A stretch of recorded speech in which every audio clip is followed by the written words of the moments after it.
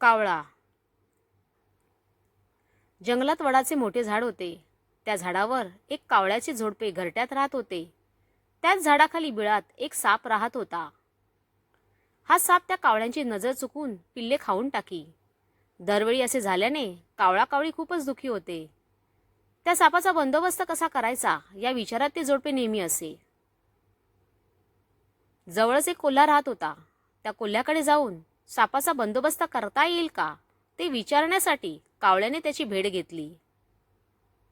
कावळा कोल्ह्यास म्हणाला, दरवेळी आमची पिल्ले हा दुष्ट साप खाऊन टाकतो. या सापाला ठार मारण्याचा काही उपाय सांगशील तर उपकार होतील. कोल्हा म्हणाला, एखाद्या वेळी छोटासा प्राणी युक्तीने जी गोष्ट करतो तीच गोष्ट मोठा प्राणीही करू शकत नाही. कोल्ह्याने बराच विचार केला. तेवढ्यात त्याला एक कल्पना सुचली. त्याने ती कावळ्याला ऐकवली. एखाद्या नगरात जाऊन श्रीमंत किंवा राजघराण्यातील मौल्यवान वस्तू किंवा दागिना घेऊन ये आणि त्या सापाच्या बिळात टाक. ज्याची वस्तू आहे तो तुमच्या पाठलागावर असणारच.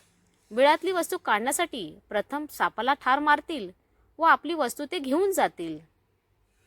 कावळ्याला हा उपाय एकदम पटला. कावळा लगेच जवळच्या राजधानीत गेला. तेथील एका सरोवराजवळ काही राजस्त्रिया स्नान करीत होत्या. स्नानासाठी त्या स्त्रियांनी अंगावरचे दागिने काठावरच काढून ठेवले होते. कावळ्याने एक मौल्यवान हार उचलला आणि उडू लागला. त्याच्या मागून राजाचे शिपाई धावत होते. कावळ्याने तो हार बरोबर त्या सापाच्या बिळात टाकला. ते बघून शिपाई बिळ उकरू लागले. तेव्हा तो साप बाहेर आला.